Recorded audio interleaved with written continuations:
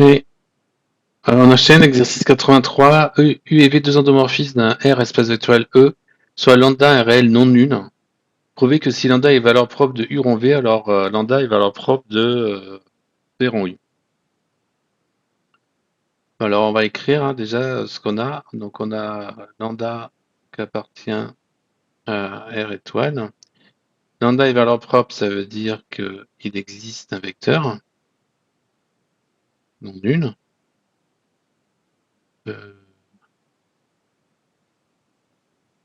il existe X appartenant à E non nul, tel que U rond V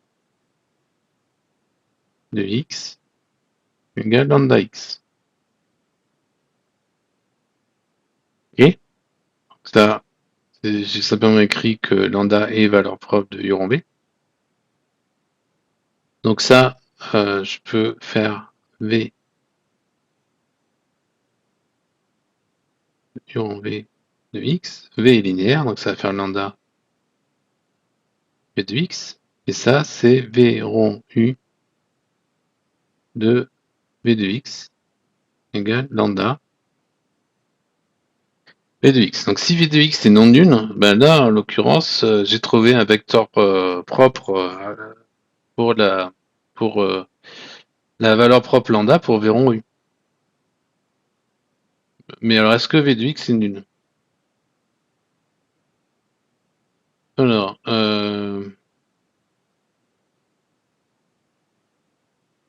si V de X égale 0,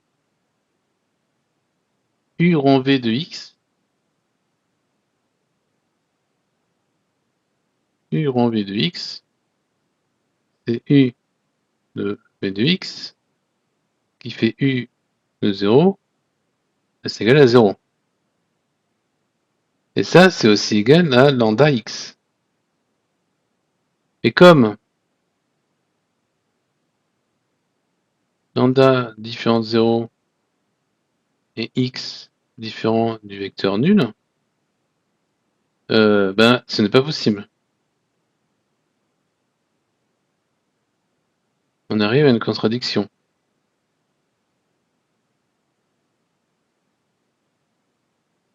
De ce fait, V de X est différent de 0.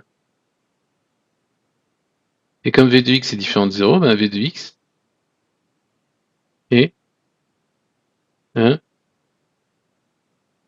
vecteur propre de V rond U pour la valeur propre lambda.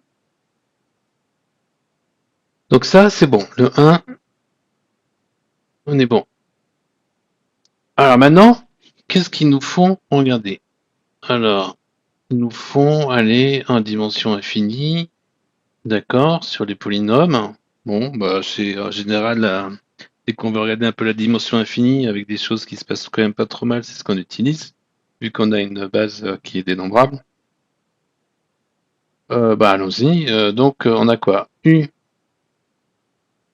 un polynôme donné va en gros lui associer l'intégrale qui s'annule. Donc une primitive, alors donc la primitive qui s'annule en 1, du coup, si on était si on parle de fonction polynomiale, et V, donc en gros U on intègre et V on dérive. V, j'associe P'. Ok. Donc tout ça, c'est quand même des endomorphismes. Hein. Linéarité de l'opérateur de dérivation, linéarité de l'intégrale. Donc on a bien affaire à des endomorphismes. Et si on fait U rond V. Alors U rond V, ça veut dire que P, on va d'abord le dériver et après on va d'abord le dériver et après on l'intègre. Bon bah ça nous fait du P de X moins P de 1.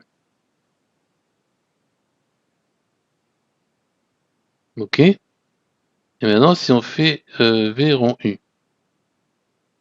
Donc là, P, on va d'abord intégrer. Donc c'est une primitive de P, c'est annule 1, et on la dérive. Donc là, ça nous donne P de X.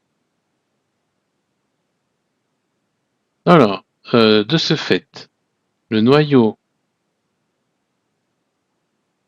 de V rond U, c'est le polynôme nul. Pour avoir P de X égale 0, ben, c'est le polynôme nul. Le noyau de U rond V, c'est des polynômes constants. Donc, c'est les polynômes de degré supérieur ou égal à 0. Bah, du coup, 0 est valeur propre de U rond V, et 0 n'est pas valeur propre de V rond U. Donc le résultat de la question 1, est-ce qu'il reste vrai pour lambda égale 0? Non. En tout cas, pas en dimension quelconque, pas en dimension infinie. Là, maintenant, si on est en dimension finie, on peut se poser la question, est-ce que ça marche? Alors, si on est en dimension finie, regardez si, en fait, 0 valeur propre de U, quelconque, hein, ça veut dire quoi? 0 valeur propre de U, ça veut dire que le déterminant de U égale 0. 0 valeur propre de U, ça veut dire que U n'est pas inversible ou bijective. La matrice de U n'est pas inversible, U n'est pas bijectif. Oh non, on peut dire inversible aussi pour les endomorphismes.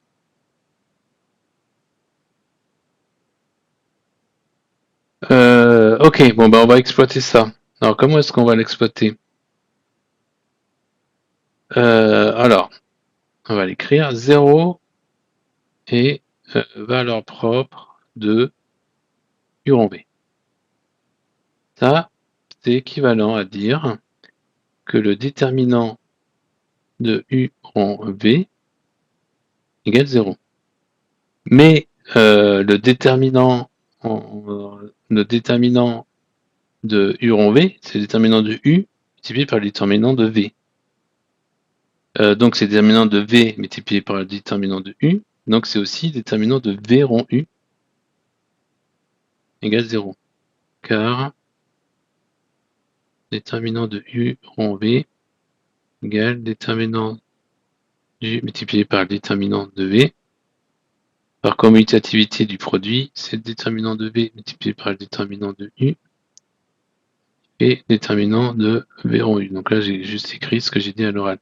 Et donc là, c'est équivalent à dire que 0 est valeur propre de V rond U. Donc du coup, le résultat est vrai. Il est vrai en dimension finie. Donc en fait,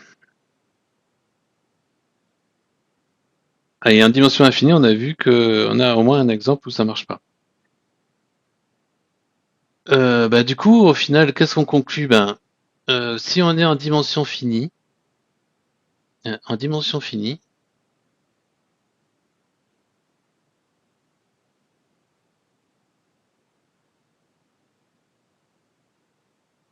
rond V,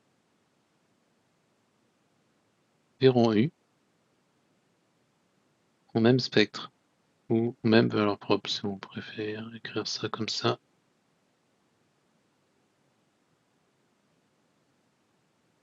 le spectre de U en V égale le spectre de V en U. Et voilà.